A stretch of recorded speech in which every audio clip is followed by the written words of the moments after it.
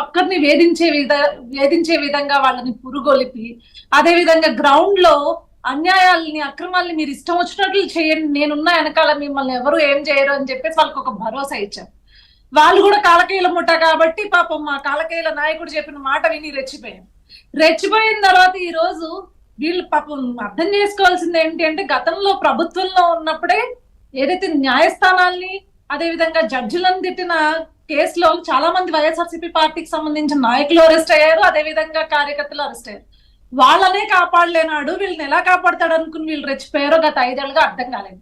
ఇప్పుడు ఈ రెచ్చిపోయిన పాపానికి ఏదైతే ఉండిందో దాన్ని ఏదైతే ఇప్పుడు ప్రభుత్వం చర్యలు తీసుకుంటూ ఉంటుంది, ఎవరు ఎక్కడ ఏ తప్పులు చేశారో ఆ తప్పులకు చర్యలు తీసుకుంటూ ఉంటుంటే, కనీసం జగన్మోహన్ రెడ్డి వచ్చి మన వెనకాల నుంచున్న పరిస్థితి లేదు, మన వెనకాల ఉన్న పాపాన పోలేదు.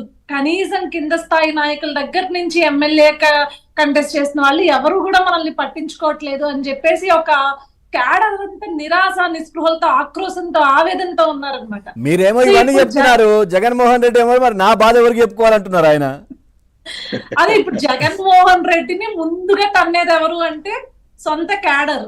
సో అందుకనే తన యొక్క పులివెందుల ప్రెమిసెస్ దాటి గానీ లేకపోతే ఎక్కడికి వెళ్ళినప్పుడు మనం నెల్లూరు వెళ్ళారు, ఎంత పకడ్బందీగా వెళ్ళాడంటే ఒక ఎమ్మెల్యే వెళ్ళినట్టు వెళ్ళాడా. మీకు ఇంకో విషయం చూశారు కదా, తాడేపల్లి ప్యాలెస్ చుట్టూ కట్టుకున్నటువంటి ఫెన్సింగ్ ఖర్చు 10 కోట్ల రూపాయలు, ప్రజాధనం 10 కోట్లు.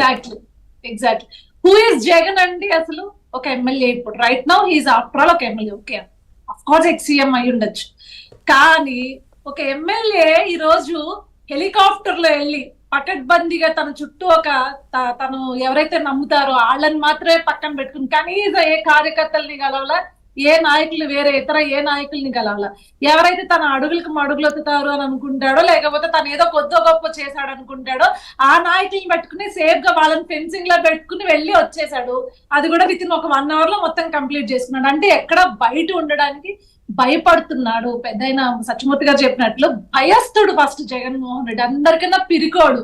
ఇప్పుడు ఈ రోజు తను సొంత కోట తాడేపల్లి ప్యాలెస్ లో కూడా ఉండడానికి భయపడి ఎలక్షన్ అయిన మర్నాడే మొత్తం ప్యాకప్ చేశారు. నాకు డౌట్ అండి, మీరు అప్పట్లో మీరు గుర్తుంటే పవన్ గారు మనం ఇదే డిబేట్ లో చర్చించుకున్నాం.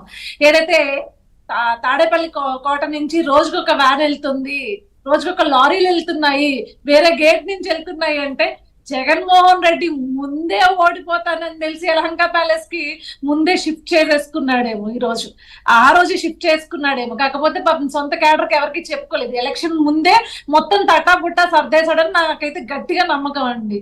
అదే విధంగా మనం చూసుకున్నట్లయితే అతను హైదరాబాద్ లో ఉండడానికి, లోటస్ పాండ్ లో ఉండడానికి కూడా ధైర్యం చేయట్లా. సో అత్యంత భయస్థుడు ఎవరైతే ఉన్నారో జగన్మోహన్ రెడ్డి, ఈ రోజు పాపం వైఎస్ఆర్సీపీ పార్టీ పులి, సింహం, సింగిల్ ఇలాంటి ఎలివేషన్స్ అన్ని వేసుకుని ఆ క్యాడర్ ను కూడా మభ్యపెట్టుకుని వాళ్ళు మా ఓడొచ్చేదో ఓడబోడుస్తాడు అని చెప్పి మభ్యపెట్టుకుని ఆఖరికి నిండా మునిగిపోయారు. సో మీరన్న పాయింట్ కి వస్తే సార్, ఎంపీగా రాజీనామా ఎమ్మెల్యేగా రాజీనామా చేసి ఎంపీగా పోటీ చేయడం, ఈ ఎంపీగా పోటీ చేయడంలో కూడా వెనక రీజన్ భయమే.